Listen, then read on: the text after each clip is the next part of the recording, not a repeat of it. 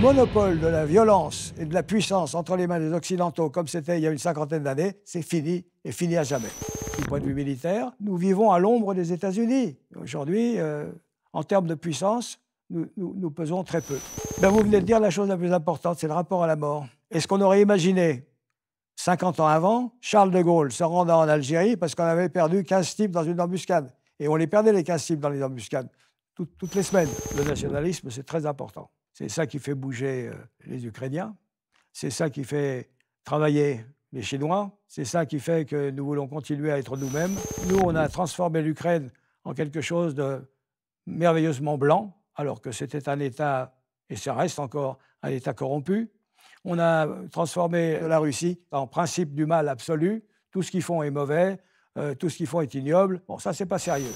Pour les Arméniens, on a essentiellement protesté, c'est-à-dire que nous avons dit c'est inadmissible, ce qui veut dire dans la pratique, je m'en fous. Il y a 2 poids, 2 mesures qui font que nos valeurs sont à géométrie variable. Pour employer un vocabulaire très simple, la géopolitique, c'est en somme l'art de s'emparer de ce qui est à autrui. Ce qui compte, c'est qu'il y a un bon nombre d'États qui ne condamnent pas les types de Hamas qui cognent sur Israël. C'est-à-dire des gens qui se rendent compte que les causes de l'action de Hamas, c'est quand même la condition qui est faite aux Palestiniens par les Israéliens. Vous voyez qu'il y en a un paquet, hein?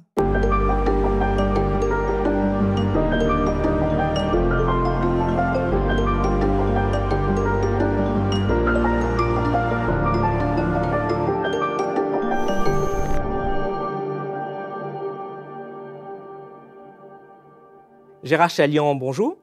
Bonjour. Je suis très heureux de vous recevoir sur la chaîne YouTube du site Élucide. Alors, vous êtes un de nos plus grands géostratèges, un grand spécialiste des conflits armés. Vous avez passé plus de 50 ans dans plus de 140 pays, ce qui est assez impressionnant. Vous avez aussi enseigné dans les écoles les plus prestigieuses, comme l'ENA, l'école de guerre, Berkeley, Harvard. Mais vous êtes aussi un homme de terrain et vous avez été un observateur et même parfois un participant à une trentaine de guérillas Oui. en Asie, en Afrique, en Amérique latine. Alors pour commencer, j'ai envie qu'on parle un peu de l'Occident et de son statut, puisque les choses semblent évoluer très vite, très fort. Alors est-ce que l'Occident domine encore le monde ? Très franchement, non. Il fut un temps, pas très lointain d'ailleurs, où l'Occident détenait en quelque sorte le monopole de la violence. Bon, vous savez qu'au lendemain de la Seconde Guerre mondiale, par exemple, l'Europe a chuté de façon considérable. En 1914, l'Europe, et je ne parle pas des États-Unis, l'Europe dominait toute l'Asie sauf le Japon et toute l'Afrique sauf l'Éthiopie. En 1945, nous ne dominions plus grand-chose, quelques colonies qui vont d'ailleurs cesser d'être des colonies entre 1945 et 1960, au terme d'une décolonisation souvent difficile. Cette période, c'est celle dite de la guerre froide. Très simple, finalement. Il y avait 2 protagonistes, d'une part les États-Unis et leurs alliés, d'autre part l'Union soviétique et ceux qui lui étaient soumis. Bon, on savait en somme qui était avec qui, c'était relativement simple. Après ça, il y a eu l'effondrement en 1991 de l'Union soviétique et il y a eu un bref moment où on a eu le sentiment, à tort ou à raison, que les États-Unis, seuls, pas de numéro 2, pas de numéro 3, à elle seule, elle était plus forte que les 10 qui le suivent, les États-Unis vont créer un ordre nouveau, fondamentalement démocratique. C'est un peu ce que Fukuyama, aux États-Unis, avait dit. Il y a eu, par contre, d'autres gens plus aigus, comme Zbigniew Brzezinski, dans son livre qui s'appelle « Le grand échiquier », qui a dit si on veut rester les numéros 1, 3 choses sont importantes. D'une part, il ne faut pas que l'Europe s'unisse pour de bon. D'autre part, il faut surveiller les Chinois de près. Et troisièmement et surtout, il faut surtout repousser l'ex-URSS aux frontières de la Russie, Ukraine comprise. Pourquoi Ukraine comprise? Parce que sans l'Ukraine, 40 millions d'habitants minimum, peut-être 45. Sans l'Ukraine, la Russie cesse d'être une grande puissance eurasiatique et n'est plus qu'une puissance asiatique. Voilà. Eh bien, c'est ce qui s'est produit. C'est-à-dire qu'au lendemain de la Seconde Guerre mondiale, lorsque l'Union soviétique s'effondre, verbalement, les Américains disent, bon, ben voilà, il n'y aura pas d'extension de l'OTAN. Et ça satisfait les Russes. Dans la pratique, il y a eu une poussée pour englober à l'intérieur de l'Europe tous les États qui avaient été des satellites de l'URSS, et en même temps qu'ils devenaient membres de l'Europe, ils devenaient membres du traité de l'Atlantique Nord, ce qui a été ressenti par les Russes comme une poussée s'approchant de leurs intérêts nationaux, de leurs frontières, et qui risquait de les amoindrir. Bon, ils ont plusieurs fois répété, attention, il n'est pas question que l'Ukraine fasse partie, pas plus d'ailleurs que la Géorgie, de l'OTAN. Ils l'ont rappelé en 2008, au moment où les États-Unis ont dit oui, on va prendre à l'intérieur de l'OTAN les Ukrainiens et les Géorgiens. Il y a eu la guerre en Géorgie. Et finalement, on est resté sur cet antagonisme. En 2014, dans les faits, l'Ukraine passe du côté occidental. Ça s'est très mal perçu par M. Poutine, qui à l'époque était quelqu'un d'extrêmement populaire. Il faut quand même rappeler que dans les années 91, 2001, 2002, l'Union soviétique est dans un état de délabrement économique considérable. Moi, j'étais sur le terrain dans l'ex-URSS en 93, 97, 98. J'ai vu la misère. J'ai vu les vieilles dames qui vendaient les bibliothèques de leur mari mort, des types qui vendaient la dernière boîte de caviar. Enfin, il y a eu un effondrement du rouble. Ils suivaient l'exemple donné par les États-Unis qui leur avaient dit, voilà, si vous faites ce qu'on vous dit de faire, ben, vous allez vous sortir de votre arriération. Ce n'est pas du tout ce qui est arrivé. Quand Poutine est arrivé au pouvoir, il a restitué, en somme, une certaine fierté chez les Russes. Bon, voilà. Le tableau perçu de l'autre côté, vous voyez. C'est-à-dire que quand on juge une situation, il ne faut pas la voir uniquement avec la perception de l'un, il faut aussi donner quelle est la perception de l'autre. Alors, comme vous l'expliquiez, l'Occident, finalement, a dominé la planète au XVIIIe, surtout au XIXe siècle, un peu au XXe, et ça, il a fait parce que, finalement, il gagnait toutes ces guerres à l'époque. Depuis la fin de la Seconde Guerre mondiale, en tout cas depuis le Vietnam en particulier, en fait, l'Occident prend débâcle sur débâcle. Alors, qu'est-ce qui fait, selon vous, que l'Occident, comme vous l'écrivez, est finalement devenu un grand expert dans l'art de perdre les guerres? Eh bien, qu'est-ce qu'on a gagné comme guerre? Très peu. Les Américains ont perdu la guerre du Vietnam. Jamais ils n'ont commencé la guerre du Vietnam en pensant une seule seconde qu'eux, Américains, pourraient la perdre comme les Français. Ils sont rentrés là-dedans en disant, bon, ben voilà, les Français ont manqué d'aviation, ils n'avaient pas d'hélicoptère, nous, on va écraser ces gens-là. Mais ils se sont rendus compte que du côté vietnamien, c'était des coriaces, qu'ils avaient l'intention de ne pas céder, en aucun cas, qu'ils allaient disperser au grand maximum tout ce qu'ils avaient comme experts, tout ce qu'ils avaient comme médecins, comme instituteurs, pour que dans les districts, dans les villages, le niveau soit le plus élevé possible. Les routes étaient détruites, on avançait à 15 km à l'heure, les ponts étaient détruits.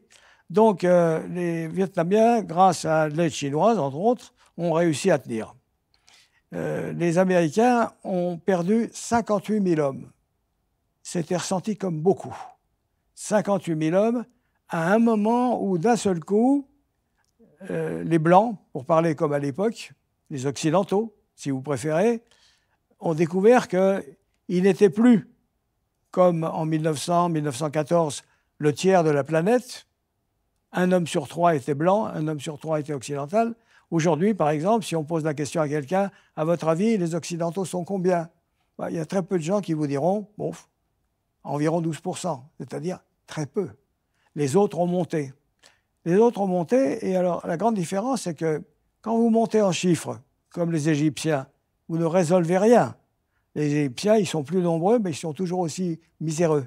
Par contre, les Chinois, les Viettes, ils montent, et en même temps, ils sont puissants, parce qu'ils ont produit de la croissance économique. Le secret pour sortir de l'humiliation, du retard, c'est faire de la croissance économique. Vous voyez le Vietnam, qui est devenu indépendant à peu près en même temps et dans les mêmes conditions que l'Algérie. Le Vietnam a progressé, c'est un État solide, sérieux. Et regardez l'Algérie, qui en est encore 60 ans après l'indépendance, à dire que tout est de la faute des Français et que comme s'ils n'ont rien fait, c'est parce que nous les avons sabotés. Bon, donc voilà le monde dans lequel nous sommes. Les Américains, par la suite, ils ont décidé que, comme ils étaient tout seuls et omnipotents, il n'y avait qu'à redessiner le monde à l'image qu'ils voulaient avoir de ce monde. Ils ont été en Irak, ça n'a pas marché. Ils ont fait une guerre très brève en prétendant que Saddam Hussein avait des armes de destruction massive. On a découvert qu'il n'y en avait pas. La guerre a été gagnée avec une coalition qui a au total perdu 300 personnes. Et pourtant, la coalition regroupait à peu près tout le monde, sauf les Français, les Russes et les Allemands. Et en face, on n'a jamais donné le nombre de morts du point de vue des militaires irakiens. Pourquoi ? Parce que la différence était considérable. Les services spéciaux britanniques ont diffusé en catimini, et pour certains, nous estimons que les militaires irakiens ont perdu entre 70 et 100 000 hommes. 300 d'un côté, 70 000 minimum de l'autre. C'était, même pour les Occidentaux, c'était trop. C'est-à-dire que c'est fantastique. Et pourquoi ? Pourquoi ? Parce que les Américains ont découvert un nouveau truc, la guerre zéro mort. Qu'est-ce que ça veut dire, la guerre zéro mort ? Ça veut dire, je ne veux plus de morts de mon côté. Pour ne pas avoir de morts de mon côté, il ne faut pas que je les fasse sur le terrain. Je dois bombarder. Et les bombardements, quand ils produisent des morts de l'autre côté, on appelle ça des dégâts collatéraux. Ils ne sont absolument pas collatéraux, ils sont véritablement provoqués, voulus, et de façon à avoir le moins de pertes possibles. Mais en gros, les Américains n'ont perdu aucune guerre au sens militaire du terme, mais ils n'en ont gagné aucune. C'est à chaque fois des échecs politiques. C'est ça, ce qui s'appelle perdre des guerres. Et nous, Européens, depuis 1945, nous n'avons gagné qu'une seule et unique guerre. Et vous posez la question à n'importe quel Européen, qu'est-ce qu'on a gagné comme guerre depuis 1945 ? Ils vous diront, j'en sais rien. Eh bien, la réponse, elle est très simple. Madame Thatcher ou Malouine. Voilà. Voilà le monde dans lequel nous sommes, et tout en pensant que nous continuions à être les premiers grâce au parapluie américain. Cette chaîne YouTube ne vit que grâce à vos abonnements à notre site. Si vous aimez notre travail, vous pouvez nous soutenir en vous abonnant sur www.elucide.media. Vous y retrouverez de nombreux contenus exclusifs pour aiguiser votre esprit critique. Donc en tout cas, ces échecs, c'est donc le rapport à la mort, c'est ça, hein, les populations occidentales n'acceptent plus. Mais vous voyez aussi d'autres facteurs qui expliquent qu'on perde ces guerres-là. Ben, vous venez de dire la chose la plus importante, c'est le rapport à la mort. Aujourd'hui, par exemple, enfin un aujourd'hui qui a commencé il y a une quinzaine d'années, quand il y a 2-3 soldats français, par exemple, qui meurent, le président de la République se pense obligé de les recevoir lui-même aux Invalides ou ailleurs pour honorer leur décès. Est-ce qu'on aurait imaginé, 50 ans avant, Charles de Gaulle se rendant en Algérie parce qu'on avait perdu 15 types dans une embuscade. Et on les perdait, les 15 types, dans les embuscades, toutes les semaines.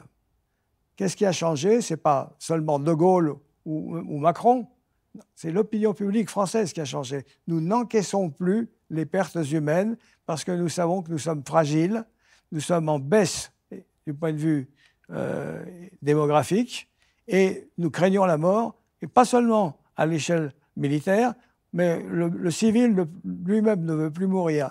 Il y a un rapport à la mort qui a changé complètement et qui fait que nous avons en face de nous des gens qui disposent d'une croissance économique vigoureuse, qui sont prêts à sacrifier beaucoup de gens, à faire la guerre longtemps, sans se lasser, et à finir par nous écœurer et nous obliger à nous en aller parce que c'est trop long et ça ne conduit pas à la victoire. Nous ne tenons pas la guerre longue. Autrefois, à l'époque de l'expansion coloniale, les soldats partaient pour 4 ans. Aujourd'hui, les Français, 3 mois. Si on prend justement du recul, qu'on regarde sur le temps long, d'après vous, quels sont les facteurs qui expliquent le succès de l'Occident, l'hégémonie de l'Occident pendant autant de temps?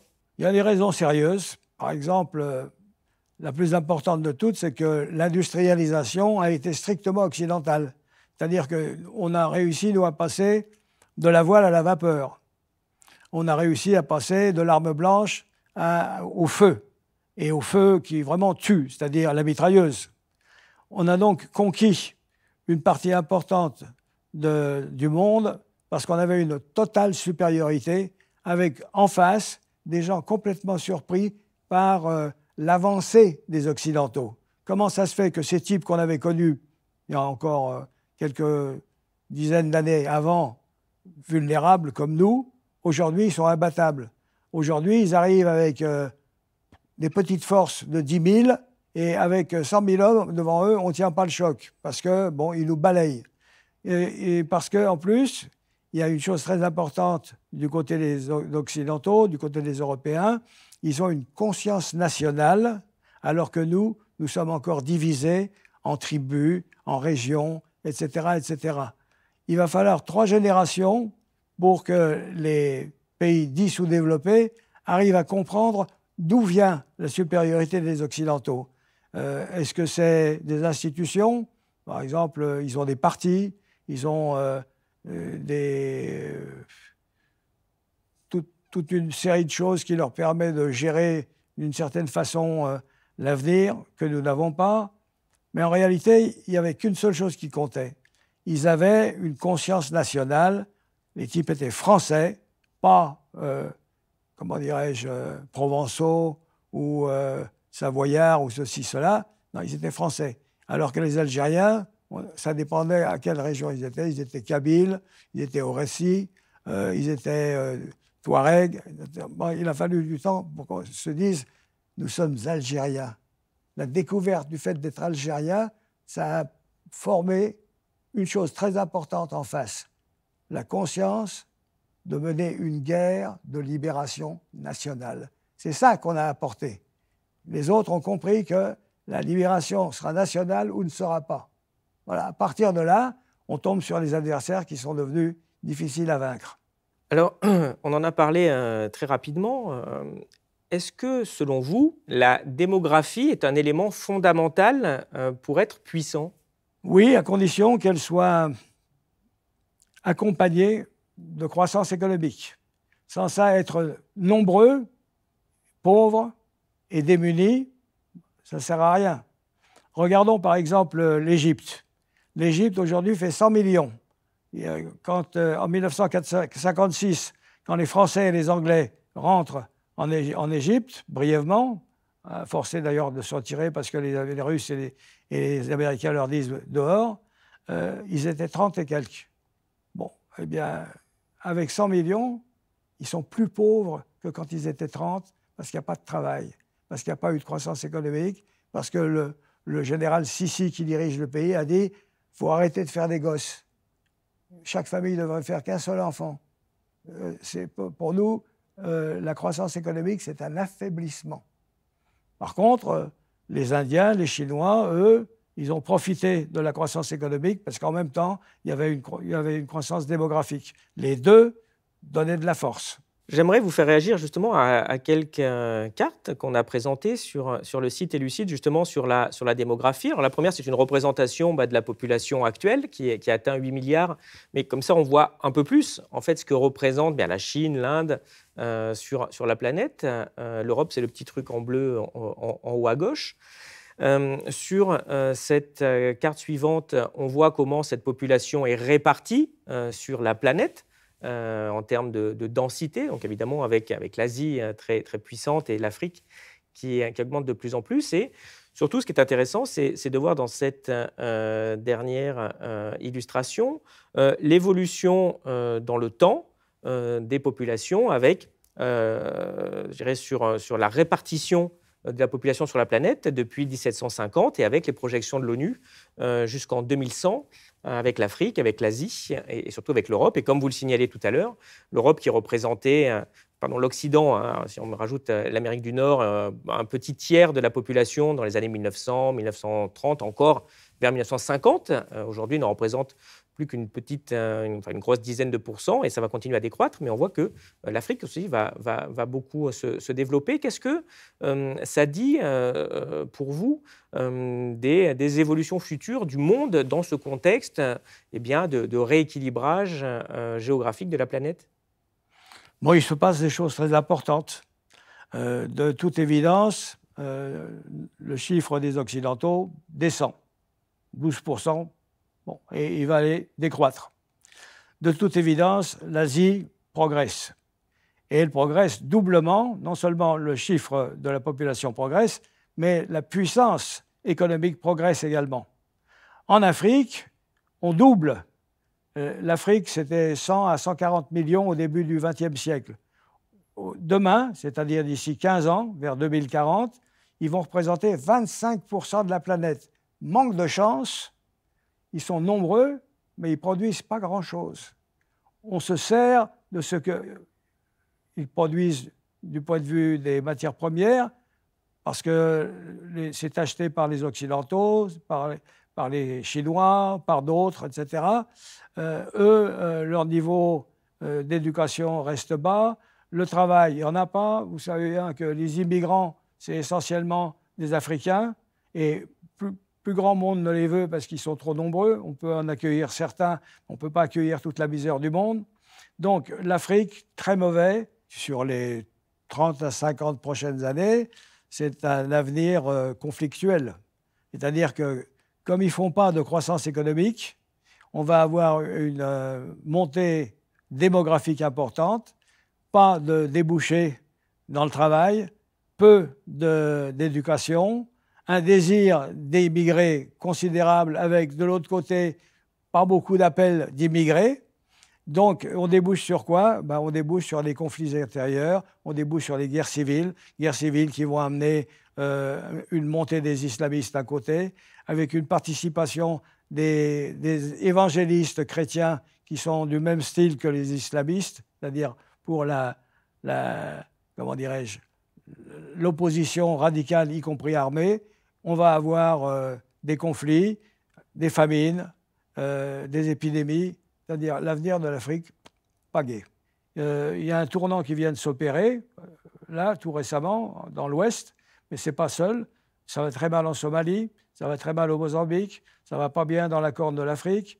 Il y a des mouvements, comment dirais-je, de prédation.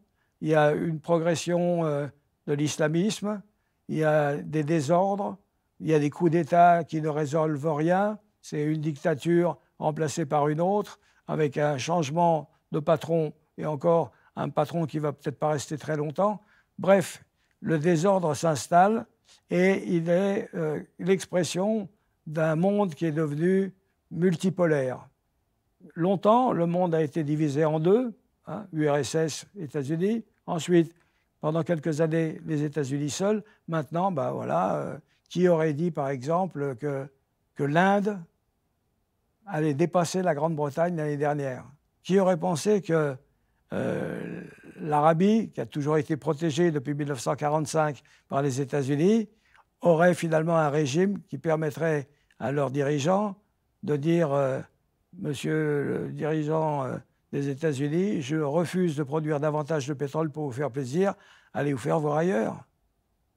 Impensable. Qui aurait pensé que nous aurions peur de la Turquie? L'Empire ottoman, c'est loin. La Turquie qui n'était rien il y a 40 ans, aujourd'hui, on les voit agir en Libye, on les voit agir en Irak, on les voit agir en Syrie, on les voit agir au Nagorno-Karabakh, etc. Bon, ils nous font peur.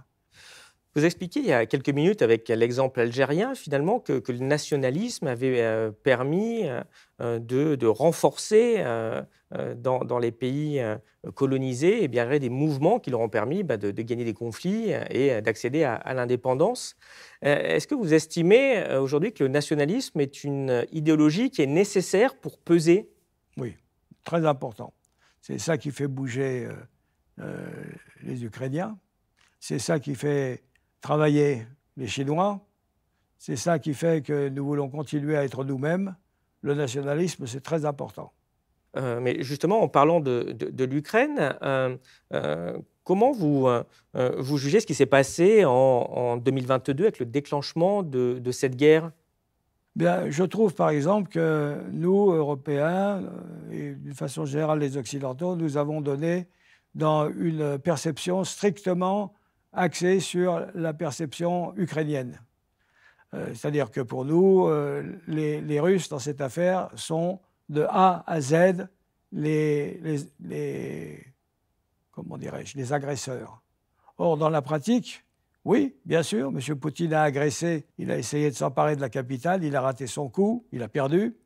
Mais il faut dire qu'avant cela, indiscutablement, il y a eu une pesée menée dès la fin de la guerre froide en direction de dépouiller les Russes de leur glacis, d'amener à l'intérieur de l'OTAN tout ce qui était les ex-satellites de l'URSS, Ukraine comprise, et que quand en 2008, le président George W. Bush a dit « on va faire rentrer dans l'OTAN dans un délai relativement bref la Géorgie et l'Ukraine », ça a été très mal perçu du côté russe. Donc, eux se sont sentis agressés. C'est-à-dire qu'il faut, pour être complet dans une analyse, pour établir un état des lieux raisonnable, il faut dire quelle est la perception des Russes. Les Russes se sont sentis repoussés, ils se sont sentis agressés par une poussée russe qui n'est pas du tout « ah, bon, ben, ça va, la guerre est finie, chacun reste dans son coin, mais on ne va pas continuer à grignoter ce qu'a l'adversaire ». Voilà. Donc, si vous voulez, nous, on a transformé l'Ukraine en quelque chose de merveilleusement blanc, alors que c'était un État, et ça reste encore un État corrompu. On a transformé la Russie en principe du mal absolu. Tout ce qu'ils font est mauvais, tout ce qu'ils font est ignoble. Il faut l'amener devant un tribunal et le juger comme Adolf Hitler, enfin, ou le même genre. Bon, ça, c'est pas sérieux. Dans la pratique, il y a la perception des uns, la perception des autres. Bien sûr, je trouve que les Ukrainiens ont raison de se battre pour être indépendants. De toute façon, ils l'ont gagné, leur indépendance. Bon, maintenant, prétendre qu'ils vont récupérer tout, c'est une autre paire de manches. Est-ce qu'ils vont récupérer la Crimée? Moi, je ne le crois pas. D'abord, ce n'était pas une possession ukrainienne depuis longtemps. Ça a été donné en 1954 par Khrouchtchev. Ensuite, c'était occupé par les Russes depuis la chute des Tartares, qui étaient en fin de compte les héritiers de la poussée de Gengis Khan au XIIIe siècle. Bon, donc, de ce côté-là, M. Zelensky, il est trop gourmand. Il va falloir qu'il consente à négocier ce que les Ukrainiens sont prêts à lâcher pour devenir totalement indépendants. Les Russes ne vont pas gagner, ils ont perdu. Je veux dire, ils ont perdu avec le projet initial. Le projet initial, c'est on s'empare du pouvoir dans la capitale, on prend le pouvoir et on installe des gens qui nous sont soumis. Point final, c'est terminé. Bon, ça, c'est fichu. Aujourd'hui, ils sont à côté à leurs propres frontières. Ils contrôlent un petit morceau, 10% de l'Ukraine, plus la Crimée. C'est tout. Donc, la question n'est pas les Russes peuvent-ils gagner? La question correcte, c'est les Russes peuvent-ils perdre? Et à mon avis, les Russes ne peuvent pas perdre.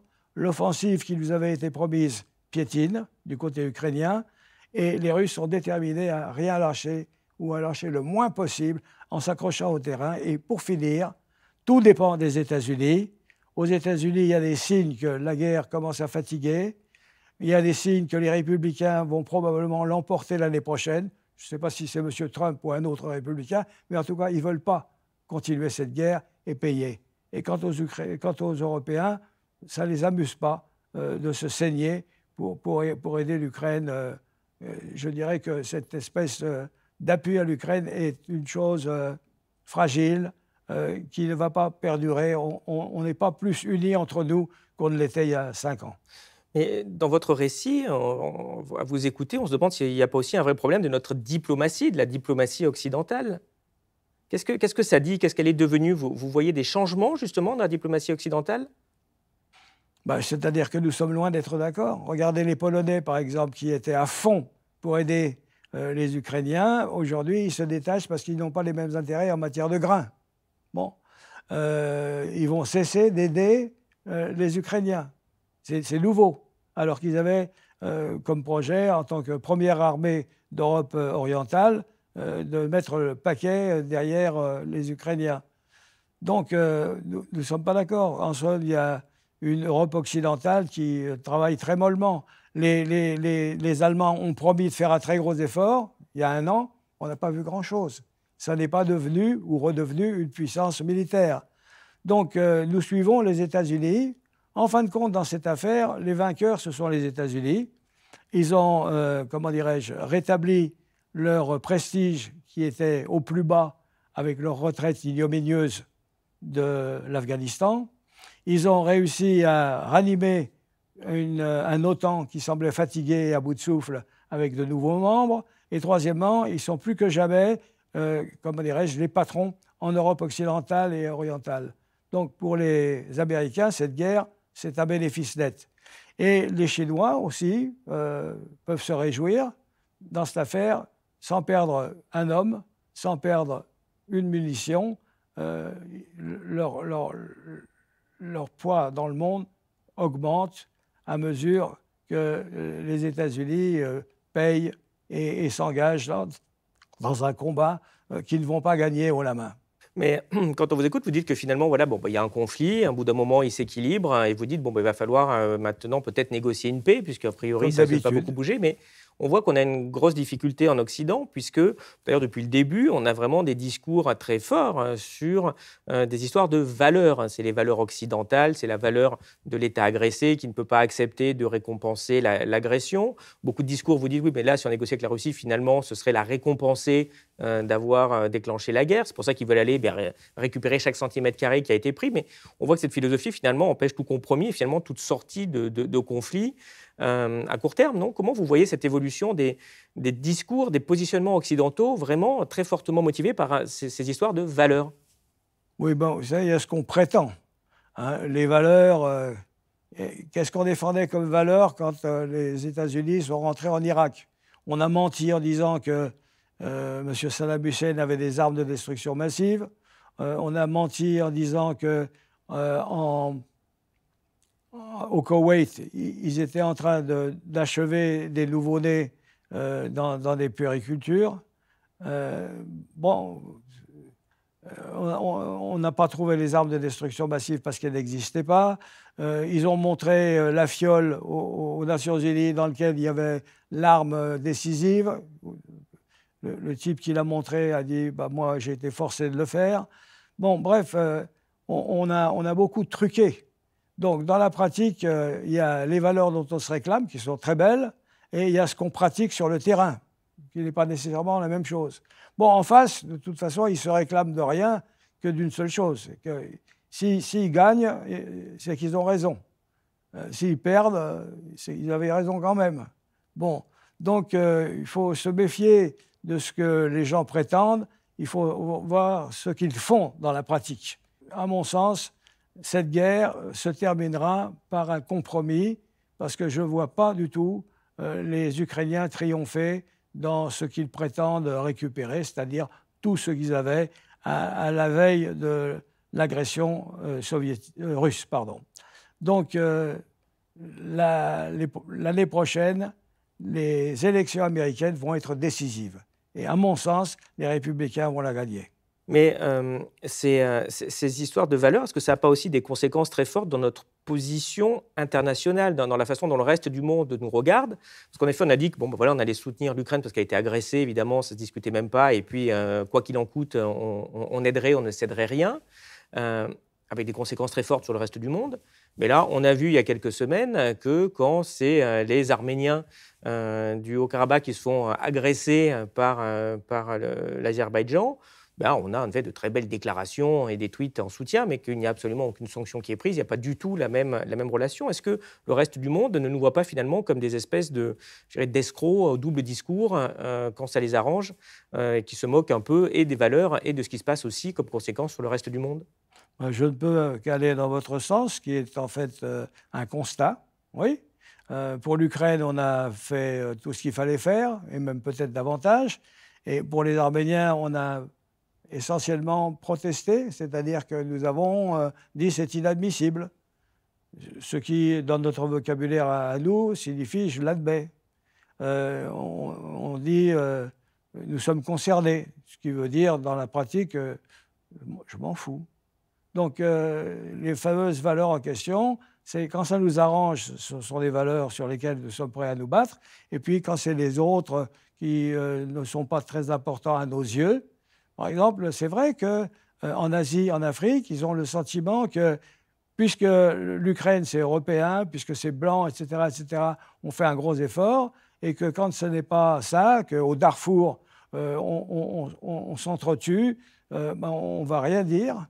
Quand ça se passe ailleurs, les morts ont moins d'importance que quand ça se passe chez nous. Enfin, vous voyez, il y a 2 poids, 2 mesures qui font que nos valeurs sont à géométrie variable. Mais du coup, on se demande si l'Europe est encore capable finalement de peser sur le sort du monde. On a l'impression que l'Europe est quand même soumise assez fortement aux intérêts américains. Qu'est-ce qui explique, selon vous, cette tendance qu'a l'Europe de se saboter? Je pense que nous n'avons, malgré notre déclaration d'intention de construire une Europe, en 60 ans, nous avons fait très peu. C'est-à-dire que l'Europe ne pèse pas militairement, c'est-à-dire en termes de puissance, elle ne pèse pas dans le monde d'aujourd'hui. À part les Français qui disposent du nucléaire, il y a qui, du point de vue militaire, en Europe? Les Anglais sont partis, les Allemands sont des zéros du point de vue militaire. Nous vivons à l'ombre des États-Unis. Aujourd'hui, en termes de puissance, nous pesons très peu. Nous avons des principes, mais on n'a pas la force de les appliquer. Alors du coup, la prochaine puissance, ce sera clairement pas l'Europe. Est-ce qu'il faut s'attendre à ce que ce soit la Chine? Et dans ce cas-là, si c'était la Chine qui prenait le leadership, qu'est-ce qu'on risquerait? La Chine compte, évidemment, parce que c'est le seul rival sérieux des États-Unis. Ceci dit, pour l'instant, les États-Unis restent les numéros 1 et ils vont le rester pour un temps indéfini. D'autant plus que la Chine inquiète beaucoup de gens aussi. Les Indiens, par exemple, s'inquiètent de la montée chinoise. Les Vietnamiens s'inquiètent de la proximité de la puissance chinoise. Les Sud-Coréens s'inquiètent de l'importance croissante de la Chine. Donc tout ça, dans ce monde multipolaire, compte.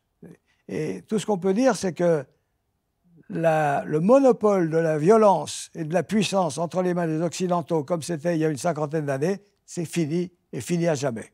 Il y a un autre pays dont on parle assez peu, à tort, et qui est devenu le pays le plus peuplé de la planète cette année, qui est l'Inde. Est-ce que vous pensez que l'Inde va, au cours de ce siècle, devenir aussi une puissance mondiale? L'Inde est une puissance. Par exemple, comme j'ai dit tout à l'heure, ils ont dépassé la Grande-Bretagne. Mais l'Inde, comment dirais-je, n'a pas de volonté d'hégémonie mondiale. L'Inde joue son rôle entre la Chine et les États-Unis. Il ne condamne pas les Russes, mais il n'appuie pas les Américains. Donc, ils jouent leur propre jeu. Dans ce monde multipolaire, il y a des tas de puissances, il y a des tas de continents même, qui ne se mêlent pas ni d'un côté ni de l'autre, mais qui peuvent appuyer ceci avec certains et appuyer d'autres sur certains problèmes. Ce qu'il y a d'intéressant à signaler, et que beaucoup de gens ignorent, c'est que l'Inde, c'est quand même un État, comment dirais-je, relativement divers. Il y a déjà 15% de musulmans. Ils sont très mal vus. Une bonne partie de la popularité de M. Narendra, c'est qu'il est anti-musulman. Ça plaît au nationalisme local. Mais à l'intérieur, il y a aussi des Sikhs, il y a aussi des Tamouls, il y a aussi des Bengalis, etc. La grande force de la Chine, c'est que 92% des Chinois sont des Han, H-A-N. Ça veut dire 92% des Chinois sont des Chinois. Quel est l'État qui aujourd'hui a 92% de sa population qui est de la même origine, des mêmes sentiments? Très peu. Même nous, en France, nous sommes beaucoup plus mélangés que ça. Quant aux États-Unis, qui publient, eux, des statistiques ethniques, ce que nous ne faisons pas, l'année dernière, ils ont dit nous avons 57% de blancs et dans 10 ans, il y aura moins de blancs que de non-blancs aux États-Unis. Voilà. Donc, l'homogénéité chinoise les sert dans le match. Est-ce que vous estimez que tout État est par nature impérialiste? Dans le désir, oui. Vous savez, la géopolitique, en fin de compte, la géographie, c'est essentiellement un désir d'expansion. Hein? Vous voulez ce qui est à l'autre. Pour employer un vocabulaire très simple, la géopolitique, c'est en somme l'art de s'emparer de ce qui est à autrui. Nous sommes une espèce prédatrice. Mais dans ce cas, il est vraiment illusoire de se dire qu'un jour, on connaîtra un monde sans guerre? Moi, je pense que oui. Je pense qu'on ne connaîtra pas de monde sans guerre, sauf s'il y en a un qui est capable de tenir tout. Non, autrement, nous sommes des prédateurs. Oui. Je veux dire que on n'est pas que des gentils, quoi. Alors, on va justement développer un peu plus sur la guerre. Est-ce que ce qui nous préserve de la guerre, finalement, le plus, est-ce que ce n'est pas les relations entre États? On voit que le fait qu'on achète beaucoup de choses à la Chine ou précédemment qu'on achetait par exemple aussi beaucoup d'énergie à la Russie pouvait influer certaines politiques. Est-ce que vous estimez que le développement économique, la forme un peu de mondialisation qu'on a connue, est un facteur qui, par son interdépendance entre les États, permet de limiter les cas de guerre? Ça peut, lorsque le bénéfice de la non-guerre est partagé par les deux. Si nous avons intérêt, vous et moi, à préserver la paix parce que ça nous arrange économiquement, on ne va pas marcher bêtement nécessairement vers l'absurdité d'une guerre qui va nous coûter même aux vainqueurs. Par contre, si nos intérêts ne concordent pas, si je peux tenter de m'emparer de ce que vous avez en estimant que j'ai de fortes chances de gagner, je vais y aller. Donc en définitive, c'est une question de perception de vos chances de l'emporter à un coût relativement limité. Justement, il faut quand même estimer les chances qu'on a de gagner. Et on voit que depuis plusieurs décennies, l'Occident se lance dans des guerres qui sont essentiellement asymétriques, ce qui d'ailleurs n'empêche pas de les perdre. Selon vous, à quoi va ressembler la guerre de demain? Ça, c'est une question difficile. Parce qu'il y a technologiquement des changements qui s'opèrent en ce moment qui sont considérables. Par exemple, le drone. Le drone oblige les spécialistes comme moi, par exemple, de la guérilla, à reposer tous les problèmes. Comment est-ce qu'on peut faire une guérilla sur des terrains, comment dirais-je, plats, ou peu boisés, où c'est très difficile de réussir à rassembler un certain nombre d'hommes? Comment faire pour qu'ils ne soient pas écrasés par des drones? Alors qu'autrefois, il n'y a pas si longtemps, on pouvait se dissimuler, arriver à ne pas être atteint par un adversaire qui ne savait pas vous situer, etc., etc. Tout ça est en train de changer à vive allure.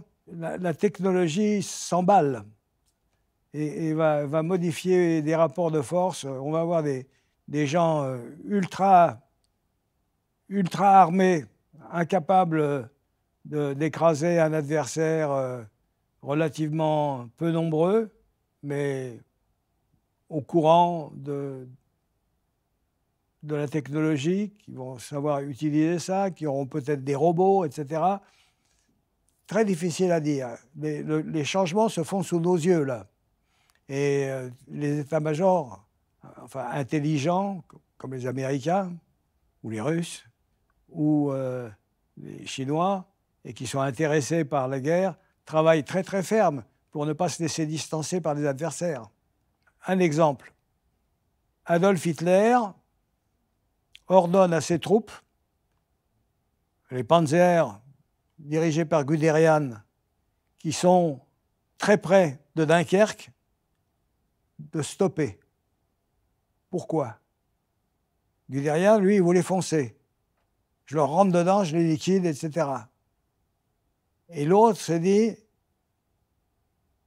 les Français, c'était en principe une armée formidable. D'après Churchill, la meilleure armée du monde. En tout cas, c'est l'idée qu'on en avait. Adolphe, lui, il s'était battu en 14-18. Pour avancer de 1000 mètres, il fallait payer très cher. Et là, il rentre comme dans du beurre, depuis les Ardennes. Il s'est dit, mais il y a un piège. Il y a un piège, ils vont me tomber dessus. Ils vont me casser complètement mon truc. Stoppez les gars. Puis il s'est rendu compte qu'il n'y avait plus personne, qu'ils avaient juste de quoi tenir le temps que les Britanniques rembarquent et ramènent leurs effectifs. Voilà. Donc l'imprévu, la non-compréhension de ce qui s'était passé comme changement technologique, cette histoire que la vitesse des panzers, ça changeait complètement les perspectives de la guerre, parce que nous, on en avait une vision beaucoup plus statique. De Gaulle s'était suffisamment battu pour dire « mais il faut absolument avoir des tanks ». Il n'a pas été écouté. Bon, voilà. Disons qu'on se trouve dans une situation similaire, mais en pire, parce qu'aujourd'hui, la technologie va infiniment plus vite. Donc voilà, ma réponse, si vous voulez, elle est pas satisfaisante, mais je ne sais pas qui l'a, cette réponse.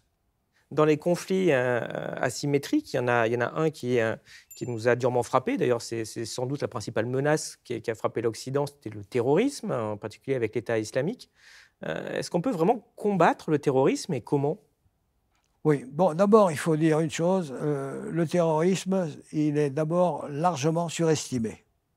C'est-à-dire que, bon, c'est très, très spectaculaire, c'est très provocateur, c'est inattendu, mais en fin de compte, qu'est-ce que ça change du rapport de force? Qu'est-ce que ça change du rapport de force mondial? Qu'est-ce que ça change du rapport de force entre tel et tel État? Bon, regardons par exemple ce qui vient de se passer en Israël. Bon, le coup est rude. Pour les Israéliens, c'est un vrai choc. Mais de façon ultime, la situation demeure sous contrôle israélien. Donc, il faut, comment dirais-je, situer le terrorisme à sa juste place. C'est très provocateur, ça fait beaucoup de bruit, mais la meilleure définition qui a été donnée du terrorisme est celle de Raymond Aron, à ma connaissance. Il a dit on peut appeler terroriste tout acte de violence dont les résultats psychologiques dépassent de très loin les effets proprement physiques. Donc c'est essentiellement psychologique. C'est un coup. Donc pour moi, le terrorisme, je veux dire, il faut vivre avec, il faut le combattre, mais ce n'est pas ça qui est inquiétant. Ceci étant, puisqu'on parle de cet exemple, on peut se demander aussi s'il n'y aura pas, non pas de changement sur le terrain, évidemment, vous avez expliqué pourquoi, mais en tout cas de changement peut-être diplomatique. J'avais envie de vous faire réagir à cette carte qui est celle des réactions donc aux attentats horribles du Hamas du 7 octobre 2023, où on voit en bleu les pays qui ont simplement condamné fermement et juste soutenu Israël, en jaune ceux qui appellent à la désescalade en demandant un cessez-le-feu, en demandant une solution politique, et en rouge ceux qui ont soutenu les attaques terroristes. Est-ce que pour vous, ça dit quelque chose sur l'état du monde et son avenir, ça? Oui, ça dit beaucoup de choses. Non pas qu'on aurait la même carte si c'était X contre Y, mais en tout cas, sur ce débat entre pro-israéliens et anti-israéliens, c'est à peu près ça. C'est-à-dire qu'on voit très bien que cette zone qui va dans le Grand Proche-Orient, c'est très net, il y a une hostilité ouverte contre Israël. Deuxièmement, il y a un certain nombre d'États qui sont pro-israéliens à fond. Et ce qui est intéressant, c'est qu'il y a un appel à la désescalade avec ou sans condamnation. Ça, d'ailleurs, ça se discute. Là, pour moi, ce qui compte, c'est qu'il n'y a pas de condamnation. La désescalade, je m'en fous. Je veux dire. Ce qui compte, c'est qu'il y a un bon nombre d'États qui ne condamnent pas les types de Hamas qui cognent sur Israël. C'est-à-dire des gens qui se rendent compte que les causes de l'action de Hamas, c'est quand même la condition qui est faite aux Palestiniens par les Israéliens. Et ça, vous voyez qu'il y en a un paquet. Hein. Non seulement il y a la Russie, la Turquie, la Chine et puis une grande partie de l'Amérique latine, mais en fin de compte, en nombre d'hommes, ça fait beaucoup. Ça fait beaucoup de gens qui ne sont pas pour la condamnation de ce qui est fait par Hamas et qui chez nous, ne se discutent même pas. Nous sommes du côté israélien. Je dis nous, pas vous et moi, mais nous, occidentaux, on est du côté d'Israël. Il n'y a aucun doute. Et bon, certains d'entre nous peuvent regretter la situation qui est imposée aux Palestiniens, mais en fin de compte, à nos yeux, ça ne justifie pas ce massacre de gens qui sont, en fin de compte, des civils. Voilà. C'est bien évident, mais ça fait quand même plus d'un demi-siècle que ça dure, ce conflit israélo-palestinien, qui concerne quand même en gros une dizaine de millions de personnes dans la zone, oui. Que le reste du monde regarde peut-être à coup de déclarations, de condamnations, mais sans trouver de solution. Est-ce que vous pensez qu'on va en sortir et comment ? Moi, à titre personnel, je ne vois pas ce conflit, comment dirais-je, trouver une solution simple et rapide. La meilleure preuve, c'est qu'il existe depuis 1948, pour ne pas remonter au-delà. La deuxième, c'est que peut-être, je dis peut-être, eût-il été plus efficace côté israélien en 1967, à une époque où, en principe, les États arabes avaient l'intention de liquider, et en tout cas ils l'avaient exprimé, ils avaient l'intention de liquider Israël en 1967. On s'était ému du côté occidental en disant « Attention, Israël peut-être va disparaître », à tort ou à raison. La guerre s'est passée en quelques jours. Dès le deuxième jour, elle était gagnée du côté israélien. Chez les Arabes, la défaite a été une catastrophe. On ne s'y attendait pas. On était sûr de gagner. Je parle des opinions publiques. Peut-être, je ne dis pas que c'est la bonne solution, il n'y a pas de solution juste dans cette histoire. Mais peut-être que c'était le moment, au lieu d'avoir 700 000 réfugiés, peut-être qu'il fallait carrément expulser tous les Arabes de Palestine en direction de la Transjordanie, où il y avait déjà une majorité de Palestiniens, se débarrasser du régime hachémite et proclamer que c'est ça la Palestine. Peut-être. En tout cas, ça avait l'avantage de régler le problème mal, mais de le régler, plutôt que d'arriver à la solution d'aujourd'hui qui ressemble étrangement à une sorte d'apartheid de facto, et avec une impasse complète, puisque la seule chose, en fin de compte, c'est que c'est un grignotage lent où, en définitive, ce que la droite israélienne espère, c'est que petit à petit, les Palestiniens partent d'eux-mêmes, soient chassés encore, et leur laissent le terrain. Parce qu'il est probable que sur 25 000 km², parce que c'est que ça, c'est 25 000 km², Israël plus les territoires occupés, deux peuples qui se détestent peuvent difficilement cohabiter. Voilà. Ce que je vous dis là est très personnel. sera vivement critiqué par certains, d'autres pourront l'admettre, mais en tout cas, ça a le mérite d'apporter une solution moins inique que l'État d'aujourd'hui, parce qu'en définitive, tant qu'on est vivant, le fait d'être expulsé de quelque part vous laisse encore une chance d'être en vie. Bon. Et vous ne craignez pas à terme des réactions, pour finir sur ce sujet, de l'opinion arabe qui pourrait faire pression aussi sur l'Occident pour résoudre le problème ou sur les BRICS, puisqu'on a vu là, c'était donc pour les 50 ans de la guerre de 73, mais enfin, il y avait eu très rapidement derrière des chocs pétroliers qui avaient suivi. Est-ce que c'est pas quelque chose qui pourrait arriver? Ou est-ce qu'il n'y a plus d'opinion publique arabe et tout le monde s'en fout finalement? Ce que je constate, c'est qu'il y a une partie maintenant non négligeable des États arabes qui reconnaissent Israël, dont ils avaient dit qu'ils ne le reconnaîtraient jamais. Donc, ce n'est pas eux qui vont, en quelque sorte, militer pour une solution radicale. Je pense que les alliés arabes des Palestiniens ont été, pour l'essentiel, bavards, et qu'en définitive, leur soutien a été, en définitive, dérisoire. Alors, on voit qu'on est dans une période de mutation. Comme vous disiez, plein de choses vont très vite. Si on regarde aussi sur plus le long terme, on voit qu'on est aussi confronté à des problèmes d'épuisement des ressources, des problèmes de crise climatique, écologique. Est-ce que vous pensez qu'il va y avoir un impact important sur les relations internationales? Et de quel ordre, finalement? Est-ce qu'il y aura plus de coopération ou plus de conflits? Là aussi, c'est difficile de prévoir exactement comment ce sera véritablement vécu. Je ne parle pas du ressenti, hein. Le ressenti, c'est une chose. On a, par exemple, des tas de gens qui sont déjà très angoissés sur ce que le climat va devenir.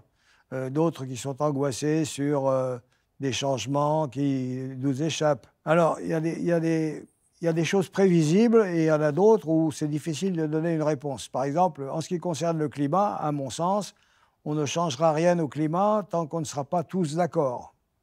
Parce qu'on ne peut pas changer le climat dans une petite proportion du monde en espérant que les autres vont suivre. En fin de compte, où on arrête de polluer tous ensemble, ou certains continuent de polluer pendant que d'autres arrêtent de le faire. Bon, je veux dire, c'est pas, on débouche nulle part là-dedans, on en parle. Moi, je me souviens, par exemple, j'étais sur un bateau français, nous allions de l'Australie en direction de l'Inde. On est arrivé en Inde, dans un petit port du sud de l'Inde, et l'équipage a descendu les ordures produites à l'intérieur de notre bateau, avec les ordures de telle sorte, le papier de telle sorte, le truc, tout ça, enfin, exactement ce qu'on vous demande de faire dans les poubelles d'aujourd'hui. Hein. Et moi, j'étais avec un copain sur le bateau et je regardais la mer. Tout était souillé. Les mecs foutaient tout à la mer. C'était un immense bordel à perte de vue, dégueulasse. Et nous, on arrivait avec nos petits sacs, bien rangés, etc. C'était ridicule. On était comme une goutte d'eau propre dans un bain de boue. Voilà.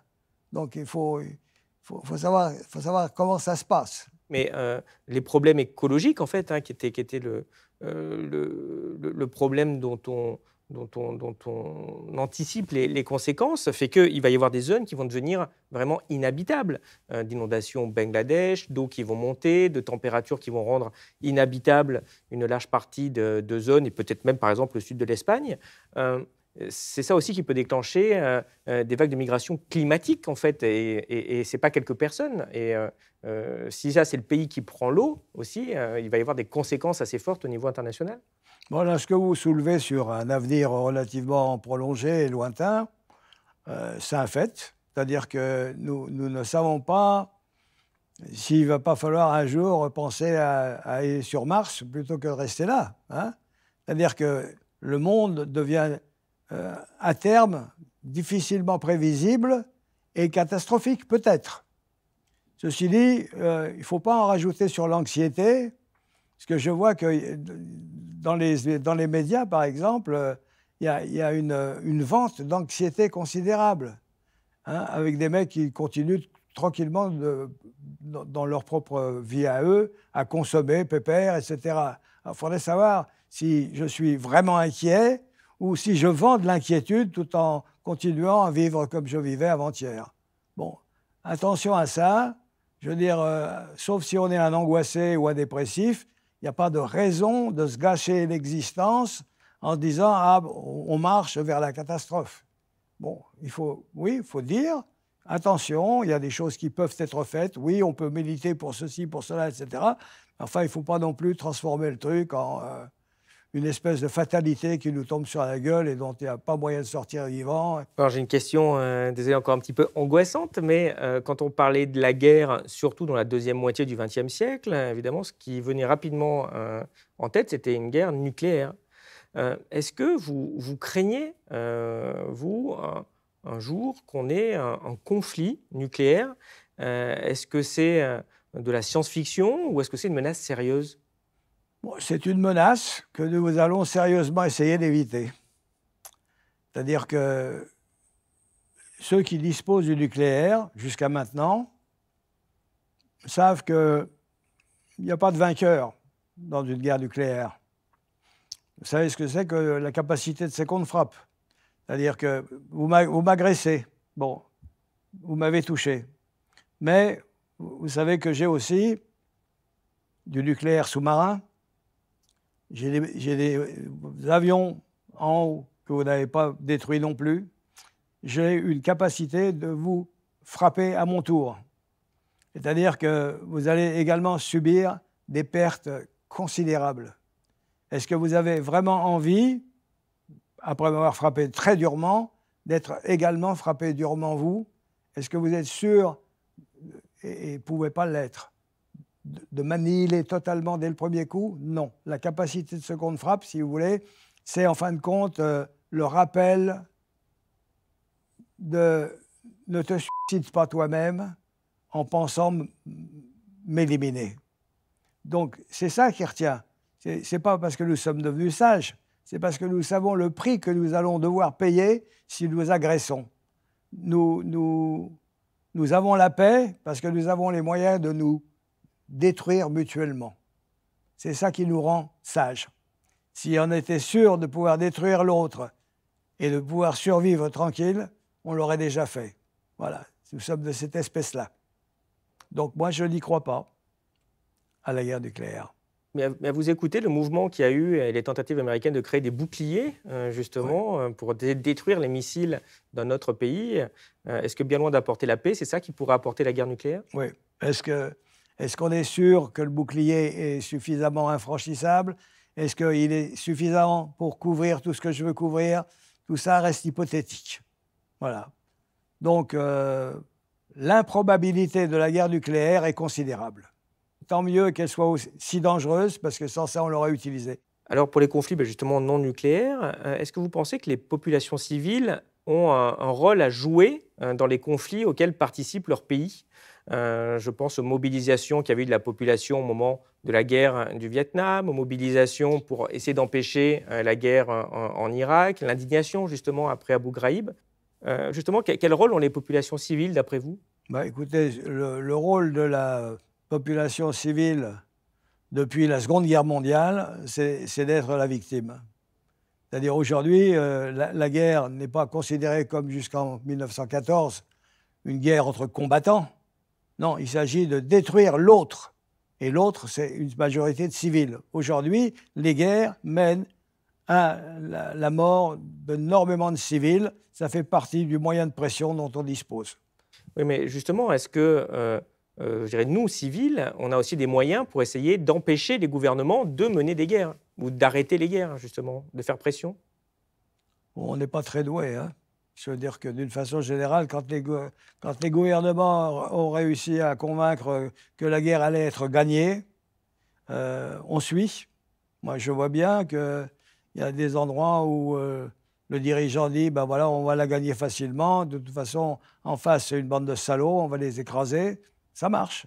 C'est-à-dire que les forces qui ne veulent pas la guerre, bon, c'est surtout chez les nantis, ceux qui ont beaucoup à perdre. De ce côté-là, on est devenu mou. Nous, en Europe, on est devenu très mou, par exemple.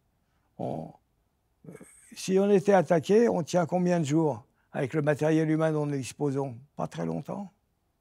La crainte de la mort est devenue telle que le désir de combattre, non, il n'y a pas. Pourquoi est-ce que les Ukrainiens tiennent bien face aux Russes? D'accord, parce qu'ils veulent l'indépendance, mais aussi à cause d'autre chose. Les Ukrainiens comme les Russes, c'est le même terreau. Ils font partie de la même façon de considérer le monde, la mort, la guerre, la paix. Nous avons été comme ça jusqu'en 14-18. On pouvait rester à chier dans les tranchées pendant 4 ans et tenir. Aujourd'hui, on ne pourrait plus le faire. Non.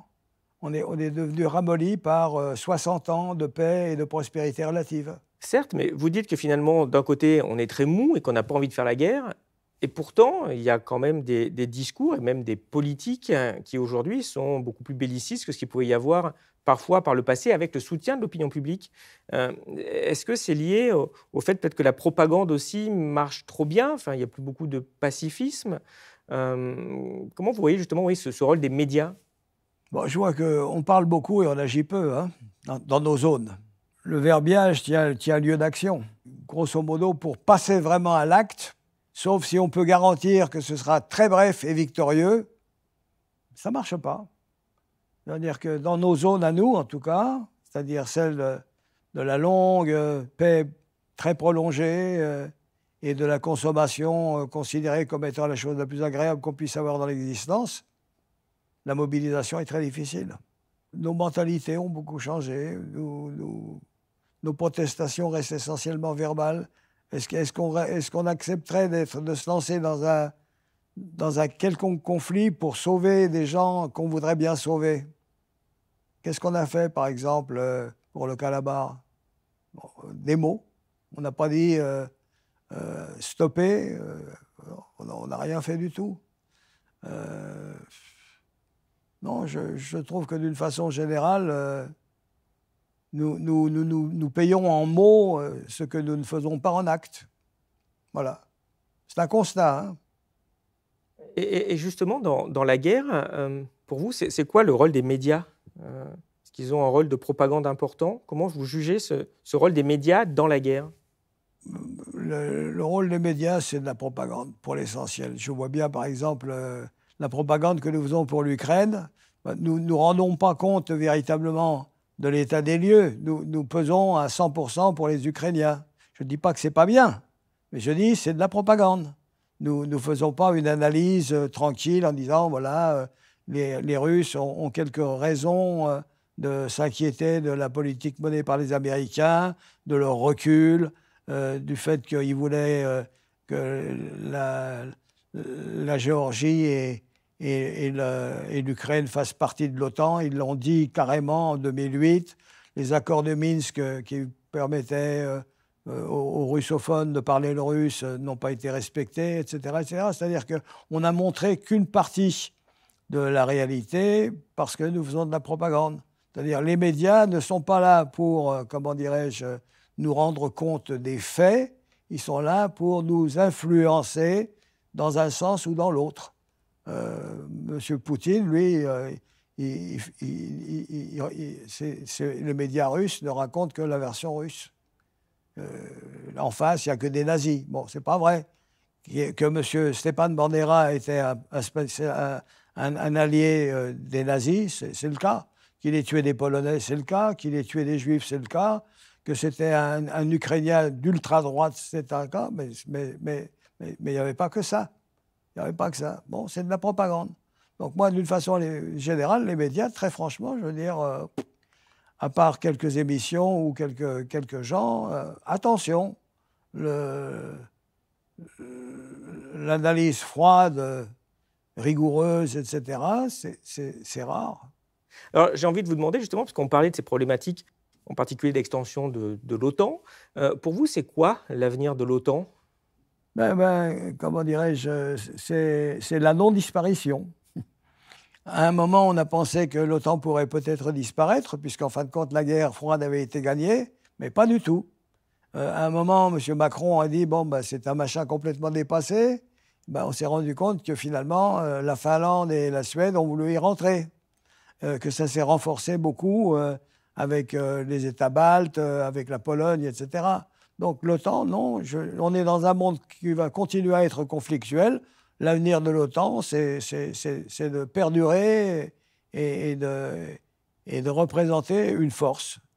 Au fond, la Russie aujourd'hui, eh ben, elle a comme adversaire le combattant ukrainien plus les moyens de l'OTAN.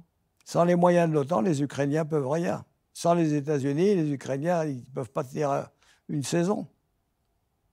C'est pourquoi leur avenir est grevé par les élections de l'année prochaine. Alors, dans ce cas-là, comme les conflits, en effet, ont tendance à se multiplier, est-ce que vous voyez un avenir à l'ONU? Est-ce que l'ONU, pour vous, ça peut empêcher des guerres? Non. L'ONU, c'est les États-Unis. Et c'est aussi ceux qui ont un droit de veto. Ça ne fait pas grand monde. La communauté internationale, ça n'existe pas. On dit, la communauté internationale, c'est qui? Donc, il y a les décisionnels, dont les États-Unis sont centraux, et puis il y a ceux qui sont contre et qui peuvent parler ou influer dans une certaine mesure. Non, l'ONU... Alors, dans ce cas-là, est-ce que le droit international, bon, mis à part pour défendre quelques investissements, c'est quelque chose qui est utile, qui sert aussi ou pas à empêcher des conflits? Parce qu'évidemment, la problématique, c'est qu'on dit qu'il y a un droit international, mais en fait, il n'y a pas de tribunal ou de police internationale pour justement appliquer le droit. À quoi ça sert, le droit international? Bon, ça donne, comment dirais-je, un cadre général, mais ce cadre général peut être violé par un ou deux États qui ont plus de poids que les autres.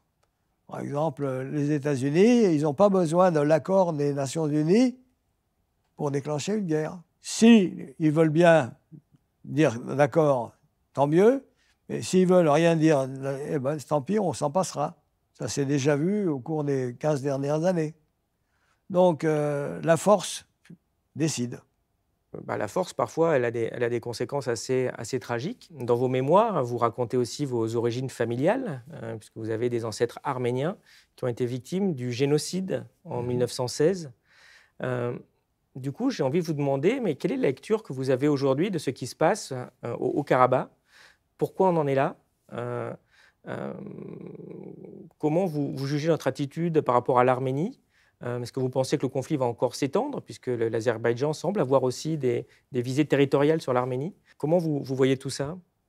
Pourquoi on en est arrivé là? Qu'est-ce qui se passe? En ce qui concerne cette histoire compliquée, bon, la liquidation concertée des Arméniens dans le cadre de l'Empire ottoman, c'est quelque chose d'avéré. C'est reconnu par un certain nombre d'États importants, la France, d'autres États européens. C'est reconnu par l'Allemagne, qui était l'allié de l'Empire ottoman. C'est reconnu par les États-Unis, aux grandes dames de la Turquie de M. Erdogan, etc. En ce qui concerne le Karabakh, etc., il y a eu deux petits territoires dans le cadre du divisé pour régner de Joseph Staline. Les statistiques soviétiques indiquent que dans le Nakhitchevan, en 1925, c'est-à-dire très peu de temps après la paix dans la région, il y avait 55% d'Arméniens. Il n'y en a plus un seul. Et en ce qui concerne le Karabakh, il y avait 95% d'Arméniens en 1925, il en restait 75 en 1991. Par la suite, les Arméniens ont dit, puisqu'il y avait une majorité d'Arméniens, on veut que le Karabakh soit indépendant, soit partie de l'Arménie. opposition du côté azerbaïdjanais. La guerre éclate. Cette première guerre est gagnée par les Arméniens. Les Arméniens gagnent, ils occupent le Karabakh et ils occupent même une portion non négligeable du territoire azerbaïdjanais. À cette époque-là, les Arméniens avaient un dirigeant intelligent qui dit, pour être acceptés dans la région, nous devrions rendre aux Azerbaïdjanais le territoire qui est le leur et négocier une paix à partir de là, de façon à, comment dirais-je, à accommoder notre voisinage. Ça a été refusé par la majorité des élites arméniennes de l'époque, prétendant que, pourquoi rendre ce qu'on a gagné en versant notre sang, et deuxièmement, la situation est gelée, nous sommes appuyés par la Russie. Bon. Ils n'ont rien fait, ils ont attendu que la situation continue de geler. Or, les situations complètement gelées, ça n'existe pas. Et en face, à juste titre, ils ont dit on veut récupérer ce qui était à nous. Et ils se sont préparés. Ils ont été aidés par la Turquie, parce que c'était des turcophones, parce que, comme dirait l'autre, ils avaient des sympathies ensemble et de l'antipathie pour les Arméniens. Et ils ont travaillé, ils ont eu des drones, ils ont eu l'appui des Israéliens, non pas parce que les Israéliens étaient contre les Arméniens, mais parce que les Israéliens, grâce à l'alliance géographique avec l'Azerbaïdjan, avaient une présence au nord de l'Iran, qui est pour eux l'ennemi régional le plus important. Bon, donc les Israéliens ont aidé également les Azerbaïdjanais, qui se sont préparés, qui ont eu des drones, qui étaient 3 fois plus nombreux, et qui en définitive ont attaqué les Arméniens à un moment où les Arméniens n'avaient rien fait pour se préparer à la guerre. Ça se paye. Le fait que vous n'assurez pas votre sécurité vous-même se paye. Les Arméniens ont été des minables dans cette affaire. Voilà, c'est ça la réalité.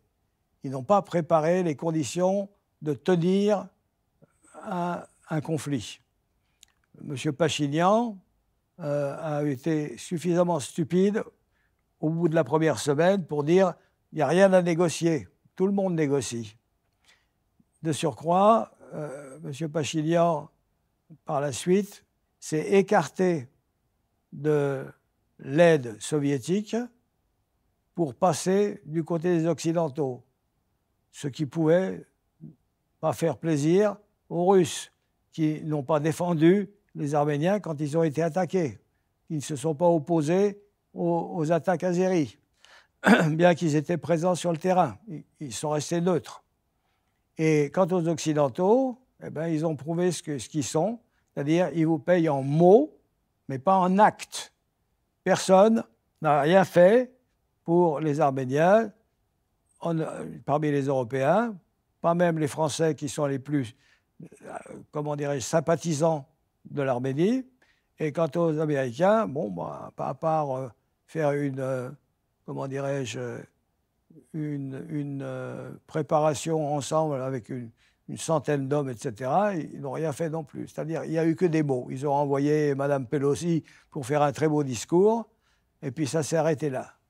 Donc les Arméniens, en quelque sorte, ils ont payé la médiocrité de leurs élites politiques qui ne se sont pas préparées à un conflit inévitable et qui était perdu dès le premier jour. Bon. Alors, les Azerbaïdjanais, ils en ont profité. Ils ont voulu que les Arméniens s'en aillent et ils ont coupé les vivres, ils ont coupé les accès. Et puis, ils ont dit, bon, ben, de 2 choses l'une. Ou vous foutez le camp et on vous laisse partir, ou bien vous voulez mourir sur place parce qu'on va attaquer. Bon, ben, les mecs sont partis. C'est pas un génocide, ça. C'est une expulsion. Et, comment dirais-je, les Russes n'ont pas bougé. Les Arméniens, dans cette affaire, ils ont perdu. Mais, comment dirais-je, ce qui leur est tombé sur la gueule, ben, ils n'ont rien fait pour l'éviter. Il y a des craintes que ça puisse s'étendre parce qu'il y a un corridor que les Turcs et les Azerbaïdjanais aimeraient bien avoir pour avoir une continuité territoriale sur les territoires turcophones. Bon, c'est possible. Les Iraniens sont contre, parce que ça les coupe de tout. Est-ce que les Russes vont peser pour empêcher les Turcs de le faire, ou les Azerbaïdjanais de le faire? Je ne sais pas. Par contre, ceux qui vous disent l'Arménie va disparaître, ils vont terminer le génocide, ça, je trouve que c'est de la propagande. Personnellement, je n'y crois pas. Je ne vois pas pourquoi ils iraient vouloir la liquidation de l'Arménie. Les Russes ne le laisseraient pas, les Américains ne le laisseraient pas faire non plus. On n'en est plus à la période où on érase complètement un État au nom de je ne sais quelle pureté, etc. Donc, l'exposé que je viens de vous faire, c'est le plus proche possible de l'état des lieux, sans y mélanger ni de la morale, ni de la propagande, et en distribuant les responsabilités.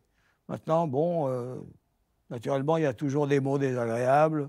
Quand les Azerbaïdjanais disent les Arméniens sont des fils de chiens, je trouve que c'est une escalade verbale absurde, bon, et infecte. Mais je ne crois pas qu'ils veuillent l'éradication de l'État arménien et qu'en plus, s'ils le voulaient, ce que je ne crois pas, qu'on les laisse faire. Puisque vous en avez parlé aussi, comment vous jugez l'évolution de la Turquie? Je trouve la Turquie, comment dirais-je, dirigée par un dictateur ayant le sens stratégique très développé. Je trouve que les Européens se laissent manipuler et terroriser. Je trouve que, bien que M. Erdogan aimerait bien faire partie de l'Europe, il n'est pas question. On n'a pas du tout les mêmes intérêts et on n'a pas du tout les mêmes valeurs. Lui, c'est un islamiste proclamé. Ce qui vend du point de vue idéologique, c'est jamais que tout ce qui peut nous nuire à nous, d'origine judéo-chrétienne et en même temps de gens attachés aux valeurs de la démocratie. Donc, d'une façon générale, ils ont la chance géographique d'être au confluent de l'Europe, de l'Asie et de l'Afrique, et très important à cet égard, mais que leur rôle sur le plan international ne nous est pas, à nous, occidentaux, véritablement favorable. Alors, une autre zone de tension actuelle, alors de basse intensité pour le moment, c'est Taïwan. Au vu de ce qu'on a dit sur la Chine, est-ce que vous pensez que c'est une zone qui pourrait se transformer en conflit ouvert? Je pense que les Chinois sont suffisamment intelligents pour ne pas se lancer dans un conflit qu'ils ne sont pas sûrs de gagner à 100%. Le temps travaille pour eux. Taïwan finira par leur tomber dans le bec. Je trouve que c'est les Américains qui, en grande partie, essayent d'ameuter tous les États qui s'inquiètent de la puissance excessive, à leurs yeux, de la Chine, pour dire que Taïwan est en grand danger. Bon, je pense que les Chinois ne sont pas assez stupides pour se lancer dans un conflit qu'ils ne sont pas certains de gagner. Donc, je crois qu'on fait beaucoup de tam-tam autour de Taïwan et qu'il est fort peu probable qu'un conflit éclate dans un délai relativement rapproché. Eh bien, on est arrivé à la fin de cet entretien. Merci beaucoup. Je vais vous poser notre question traditionnelle. Qu'est-ce qui, selon vous, est connu de peu de personnes et qui mériterait d'être connu de tous? Bon, je peux difficilement répondre à une question de cet ordre, mais enfin, je trouve qu'en tant que Français, j'aimerais bien que mes compatriotes se rendent compte à quel point nous sommes devenus moins importants dans le monde contemporain et à quel point, comment dirais-je, notre recul qui continue est grave.